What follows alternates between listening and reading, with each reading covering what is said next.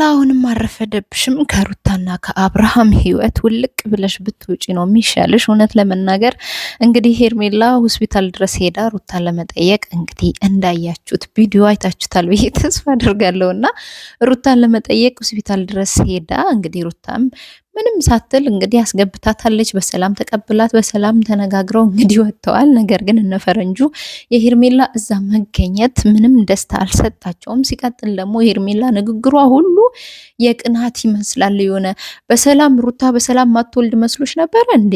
በሰላም ስለወለሽ ደስ ብሎኛል፣ እውይ ከንፈሩ፣ እውይ አፍንጫው፣ እውይ እግሩ አብርሃምን ነው የሚመስለው። እሱን ማመንሽ ራሱ በጣም ደስ ብሎ እኔ በግሌ እጅግ በጣም ደስ ብሎኛል። ምክንያቱም ይሄ ልጅ የአብርሃም አይደለም አለማለትሽ ራሱ ማለት ነው። ምክንያቱም ካለሽ ድፍረት አንጻር ካለሽ አይን አውጣነት አንጻር ማለት ነው።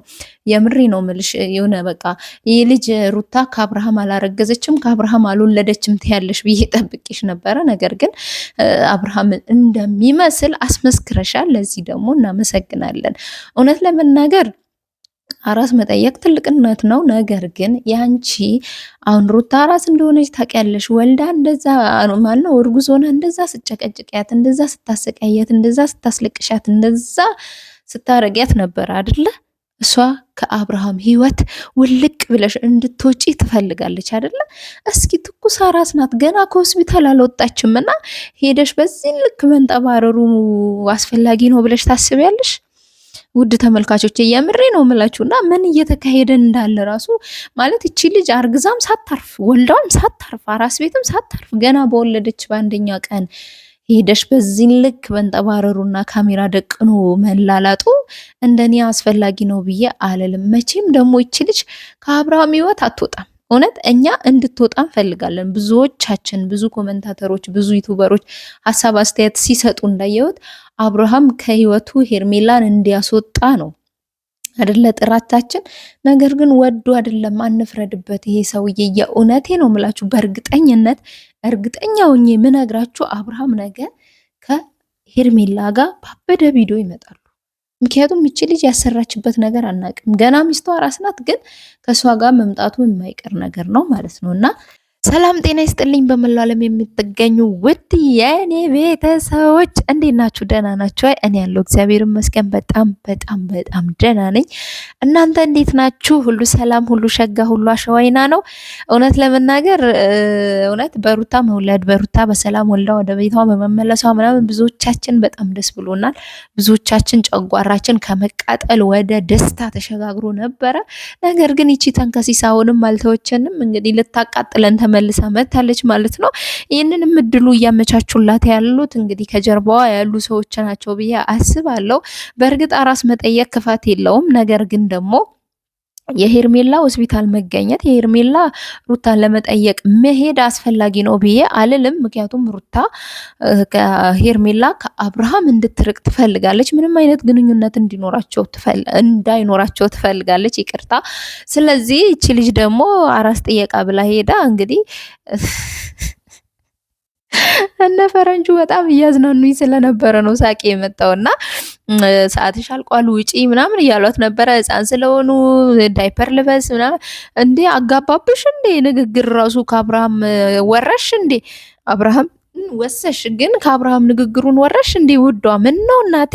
በጣም ተንዘባዘብሽ፣ በጣም ተለጠጥሽ፣ በጣም የሆነ ብልጥጣልሽና እባክሽ ሄርሜላ እባክሽ እውነት እንለምንሽ፣ በቃ በጸባይ አዎ ቆንጆ ነሽ፣ በጣም ታምራለሽ፣ ደስ ትያለሽ፣ ሀሳቢ ነሽ፣ ለአብርሃም አስበሻል፣ ተጨንቀሻል፣ እስከዚህ ደረጃ አድርሰሽዋል።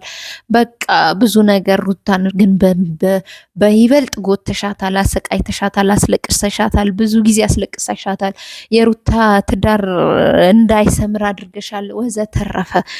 ግን ደግሞ ማለት ነው እባክሽ በቃሽ፣ ይብቃሽ። እስኪ እዚህ ጋር አቁሚ። ቢያንስ እንኳ እቺ ልጅ ገና ትላንት የወለደች ገና ከሆስፒታል ያልወጣች ልጅ ሄደሽ የወገብ ቅማል አትሁኝባት። የምር ውጪ ከህይወታቸው። በቃ ምንድን ነው ይሄ? እኮ ቀላል ነገር ነው። በቃ አንቺም ሴት ነሽ፣ እወልዳለሁ፣ የዛሬ ዓመት አረግዛለሁ። ከአብርሃም ነው የምታረግሽው? ከአብርሃም ነው ወይ የምታረግሽው? መቼም ሌላ ወንድ ልጅ ከአብርሃም ጋር እንዲህ እየተላላሽና እየተላላጥሽ ሌላ ወንድ ልጅ አንቺን ያስረግዛል ብዬ አላስብም። ምናልባት ካልሆነ በስተቀር ማለት ነውና ከማን ነው የምታረግዥው? ከአብርሃም አብርሃም የዛሬ ዓመት ሌላ ልጅ እንዲኖረው ነው።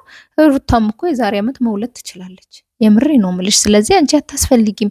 ሶ ከልጁ ህይወት ወጥተሽ እቺ ልጅ ደስተኛ ኑሮ እንድትኖር ከባሏ ከልጇ ጋር ደስ የሚል ህይወት እንድትኖር ፍቀጅላቸው። በቃ ውጪ እንለምንሽ። የምር በቃ አታስፈልጊውም ለአብርሃም። እናንተ የምታሽቃብጡ አሽቃባጮች አላችሁ ደግሞ እሷን ደግፋችሁ። ውይ ሄርሜላ ሚስኪን እንኳን ጠየቅሻት፣ ውይ ስታሳዝን ስለጠየቅሻት እናመሰግናለን ምናምን። እውነትሽን ነው። ምኑ ነው አሁን እዚህ ጋር ሚስኪን የሚያስብላት? ምኑ ነው ደስ የሚያስብል ስራ የሰራችሁ? የቱ ጋ ነው ጀግና የሚያስብላት እንዴ? ከዚህ ባሏን ለመቀማት ጉድጓድ እየቆፈረች ያለች ሴት እርጉዝ ሚስት እንዳለችው እያወቀች ዛሬ በአንደበቷ የአብርሃም ልጅ እንደሆነ እየመሰከረች ያለች፣ ነገር ግን የልጅ አባትና ባለትዳር የሆነ አብርሃምን ካልወሰድኩ ብላ ከሩታ ጎሮሮ አንቃ ለመውሰድ እንግዲህ ምንም ወሰደችው ማለት ይቻላል እኮ ወሰደችው ያለች ሴት ናት። ጀግና እያላችሁ የምታበረታቷት።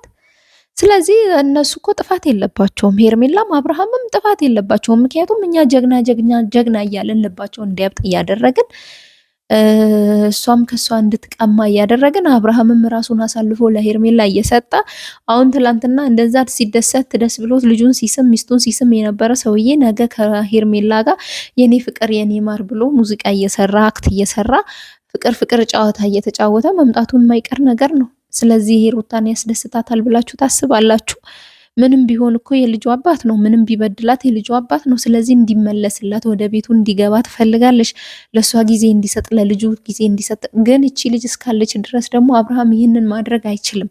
ሶ አብርሃም አሁንም ቢሆን ማለት ነው እኔ አይደለሁም ወስንልህ፣ ኦዲየንስ አይደለም እናት አባት ወይም እህት ወንድሞች ምናምን አይደሉም የሚወስኑልህ፣ እራስ ወስን። ህፃን ልጅ አይደለም። በቃ አንተ የልጅ አባት ነህ። ካሁን በኋላ ብዙ ኃላፊነት የለብህ ሰው ነህ። ሶ ወስነ ይቺ ልጅ ከህይወት አስወጣት። የፈለገው ገንዘብ ዶላር ምናምን ጥንቅር ብሎ ይቅር። ከሩታ ጋር እኛ አይደለም ሌላ የሆነ እቃ እየተጫወታችሁ ብትመጡ ላይክ እናደርጋለን፣ ሼር እናደርጋለን፣ ቪዲዮህን እናይልሃለን።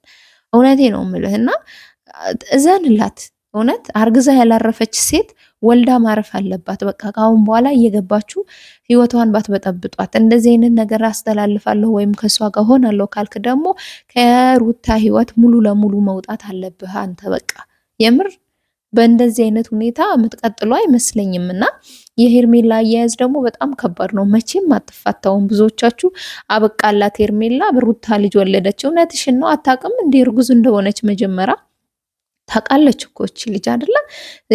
ሩታ የአብርሃም ሚስት መሆኗን ታውቃለች አይደለ? ሰው ለምን አልወጣችም? ወልዳ የምትወጣ የመሰላችሁ ሰዎች በጣም ተሳስታችኋል። መቼም አትወጣም። መቼም መቼም መቼም ሄርሜላ ከአብርሃም ህይወት አትወጣም። ግን ማስወጣት የሚችለው ደግሞ እሱ ነው። ቆፍጠን ጀገን ብሎ በቃ እኔ ህይወት አለኝ፣ ትዳር አለኝ፣ የልጅ አባት ነኝ፣ ካሁን በኋላ አጠገቤ ድርሽ አትበይ ቢላት ድርሽ አትልም። እውነቴ ነው የምላችሁ። ግን አያደርገውም፣ አብርሃም አያደርግም። ይቺ ልጅ የሆነ ነገር አድርገዋለች እና ጭራሽ እርጉዝ ናት ምናምን የምትሉ ረፉ። ቦርጭ ነው እንግዲህ። ሀብታም አይደለሽ እንዴ አንቺ? ልጥጥ አይደለሽ እንዴ? ምን ነው ጂም ቤቶች ቡታጀራን ብትመጪ እኮ ቡታጀራ ላይ ያበዱ ጂም ቤቶች አሉ። ስለዚህ ገብተሽ ስፖርት መስራትና ቦርጭሽን ማጥፋት ነው። ወይስ ነገ እርጉዝ ነኝ ብለሽ ለመምጣት እያመቻቸሽ ነው ያለሽው? እና ለማንኛውም የመቻችሁ ውዶችዬ፣ እኔ የተሰማኝን ብያለሁ። እናንተስ ምን ትላላችሁ በዚህ ጉዳይ? ሀሳብ አስተያየታችሁ ኮመንት ስራ አስቀምጡልኝ። እኔም ኮመንታችሁ አነባለሁ ማለት ነው። የእኔ ውዶች በጣም ወዳችኋለሁ። ለምታደርጉት ላይክ እና ሼር፣ ሰብስክራይብ ከወዲሁ ከልብ አመሰግናለሁ። ባባይ መፎገር ጠላው ትላላችሁ። ለባድያው እያወራውኝ ቅቤ እያደረግኩኝ ነበረ። ነገር ግን ድጋሚ ቅቤ ማድረግ ኪሳራ ስለሚሆንብኝ እዩት። ይሄ ለእዩዬ የኔ ፍቅር የኔ ወሌላ ልጅ እንኳን አደረሰህ ለማለት ነው። ይሄ ራሴ አምሮኝ ነው። ደማሞሻት ይባላል። ይሄ ደግሞ ከቤተሰቡ ጋር ምበላው ነገር ነው ማለት ነው። ይሄኛው ደግሞ ክትፎ ወይም ብርንዶ ይባላል በእኛ ማለት ነው። ባለሙያ ነኝ። ላይክ እና ሼር ሰብስክራይብ አድርጉ እሺ እናንተ ምን